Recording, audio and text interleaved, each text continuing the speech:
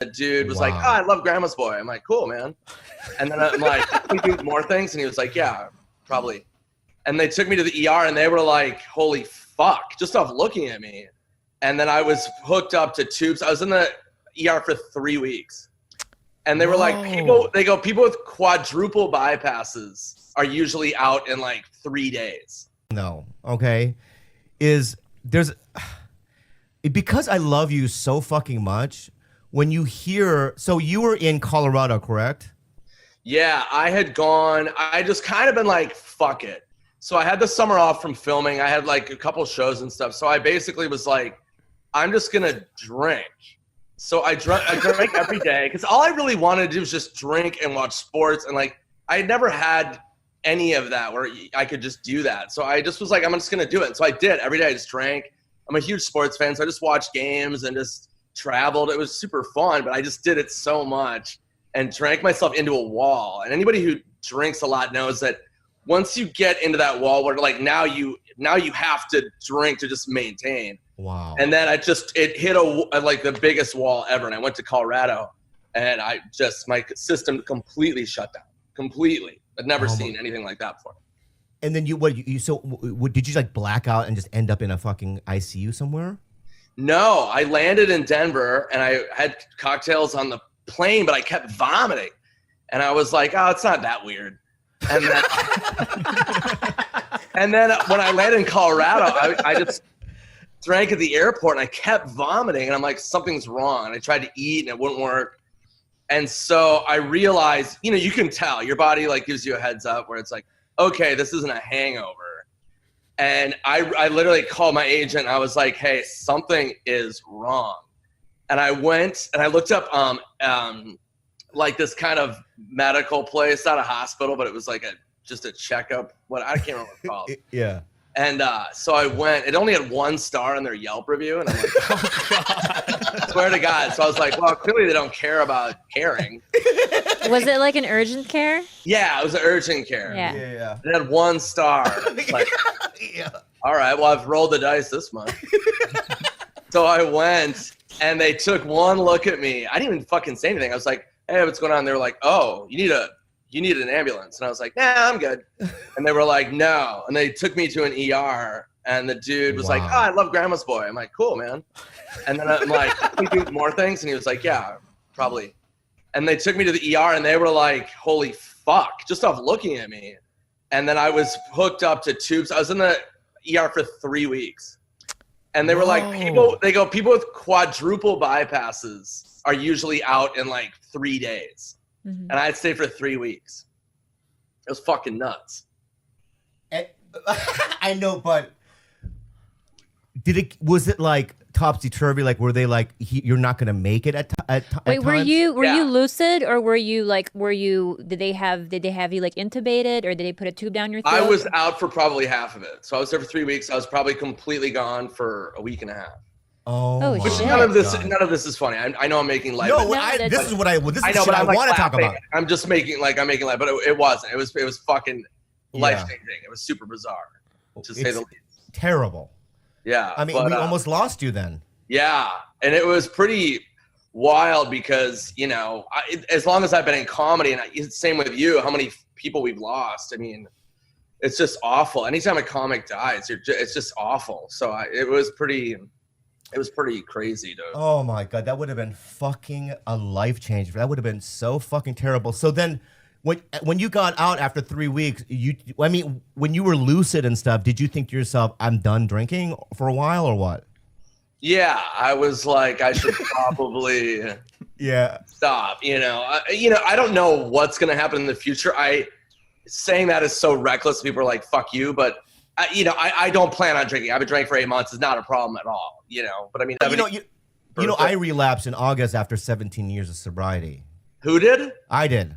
Oh, did you really? Yeah. So I had 17 years and I relapsed in August, but now I'm sober again. But in what capacity did you relapse? With pills? Well, I mean, no, not pills. For me, I just, mine was tied in with my dad's death and trauma and all that stuff. So I was going through a lot of emotional shit too. But yeah, I was just smoking weed 24 hours a day. But then I was shooting shit, and it was terrible. You know what I mean? I was I was completely clueless. And she almost left. I mean, it was terrible. How long did that go on for? I had gone out for probably, what, 2 or 3 months? Yeah, and it Holy was weird. shit. It was weird, Nick, because usually someone who just smokes weed, he was acting like a junkie. He was acting like this was meth. Like he would line our chimney with just weed paraphernalia, and I kept telling him like, look, it's weed. It's not. But I knew that was probably just one step before something else, because he was already acting strangely, even though it was just marijuana. Like it was just around the bend for him. Yeah, now also like I would spend like $1,000. I mean, I was acting like it was like crack. Like I would go to every dispensary in LA, you know what I mean, and buy just $1,000 worth of weed, and then hide it in the house as if it was illegal or some shit like that. I was acting crazy, you know what I mean? You know, people will give you weed. I know. I know, but like, you know, plenty dude, of comic to have it. I know. That's what I was telling him too. So bizarre. And it had like an adverse reaction where people who usually smoke weed are, you know, they're calmer. He was acting like a fucking crackhead. He would only sleep 2 hours a night. It had a complete opposite reaction. It was like he had just been doing cocaine all day. Yeah, I would like suck dudes' dicks in the alleyways. You know what I mean? As if like just like crack behavior. You know what I mean? Picking scabs off my body. You know what I mean? Bobby was so high he wasn't showing his penis. Yeah. How many times have you seen my dick? How many times have you seen my dick? You think? 78. Wow. 78. Yeah, I have a chart. Yeah. You know what's fascinating about you too is that even though during your crazy partying, Dangerous. yeah, that day I remember that day when Brody died, when I found out, that was a brutal fucking day, man. Yeah, it was fucking awful. It was so awful. It was so sudden. It wasn't as if it was like somebody that we knew that had cancer or had a drinking problem or whatever it might have been. You know what I mean? It was like just out of nowhere, because I had seen him a week before that. You know, and just out of nowhere, I get the call that he's gone, and it's so. Remember, you told me. Mm-hmm. I was in bed taking a nap, and she just whispers, "Bobby, Brody's dead," and I heard it while I was sleeping, and then I remember, what did I say? I go, why am I not crying? And then she goes, you will once you wake up. And as soon as I woke up, I mean, it was, right? It was Why terrible. don't you just wake him up? What the fuck? Are you the tragedy whisperer? It was in the dark too. Yeah, it was. She's the tragedy whisperer. Yeah, I mean, you should have woke me up, lady. What the fuck? I did. Yeah, I know. By doing it that way, yeah, that is weird. Well, what a brutal day. You were close with Brody, right? We were pretty close. Yeah, I'd known him a long time. I mean, I had stepped in with a couple people when Brody was. Remember that like loose cannon patch where he was off the rim? Oh yeah. And he was on social media, and he was mentally just a disaster. And Dave Rath called me, and Zach, and we reached out to Brody, and we're like, "Hey, man, what's going on? Like, what do you need?" And then after that, he had kind of worked through it, and we thought we had gotten through it, and we did. He was fine for a long time. Yeah. Well, he got back on his meds, right? That's what happened, right? He was off his meds, and then he got back on. Yeah. But yeah, it was fucking cool, terrible, man. But yeah, so that's why I found out about deaths when I was filming. There was 2 times when I was filming Grandma's Boy. I was in my dressing room and changing, and I get a call from Dave Rath, and all he said was, "Did you hear about Mitch?"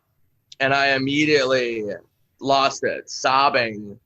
And obviously Mitch Hedberg, and that was one of those things where it was just a call that, he went up and down, but it was fucking awful and just complete breakdown. And that's one of the hardest ones I've ever dealt with, because that was one of the first ones, somebody I knew well. And you know, and then you have to go and fucking be an actor. I know. It's so, I know. Summer. And then this one, I don't know if you remember that. I'm sure you do. I was on the set of Bucky Larson. You don't have to remember the movie, but I was on the set of Bucky Larson, and I got a call that, you remember Michael Roof? Yes. Michael Roof, who was Chicken. Yes. And he fucking killed himself. And Michael and I were friends, and I fucking lost it. Oh. And this was right before I had to film, and I'm in a wig and buck teeth. Wow. And I'm like sobbing, and I walk up to the set, and they're like, "Whoa, are you okay?" And I'm like, "My friend just fucking killed himself." And they're like, they're like, "Okay, we'll give you 10 minutes, but we're not." Oh my god! Literally what they said. And I called Frank Caliendo, and then I fucking had to go to set in a wig, buck teeth, and I go, "What scene is it?" And they're like, "You're holding the pig, and you have a lollipop, and you're all happy." So I'll never forget how fucking weird that was. Aside my friend's suicide, as with my teeth, just every time I see the movie, if it's on, I'm like, oh my god. Yeah. So fucking weird.